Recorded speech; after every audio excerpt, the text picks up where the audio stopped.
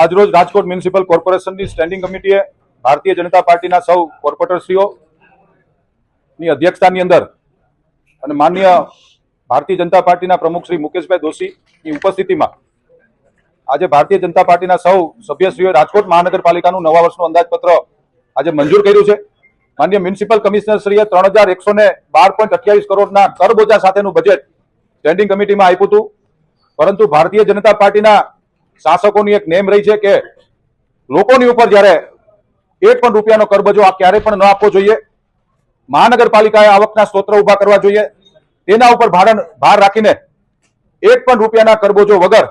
નવા નાણાકીય વર્ષની અંદર રૂપિયા 3118.7 કરોડનું એટલે કે માનનીય કમિશનરે જે 3112.28 કરોડનું બજેટ સોંપ્યું હતું એની ઉપર 6 કરોડની વધુ વિકાસ કામોની યોજનાઓને જાહેર કરીને આજે મહાનગરપાલિકા રાજકોટ શહેરનું બજેટ અમે લોકોએ મંજૂર કર્યું છે। જે કરવેરા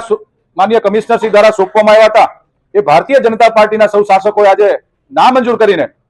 શહેરના સર્વાંગી વિકાસ માટે 18 વોટનો પેરેલલ વિકાસ થાય એના માટે આજે મહાનગરપાલિકાની સ્ટેન્ડિંગ કમિટીમાં બજેટ મંજૂર કરવામાં આવ્યું।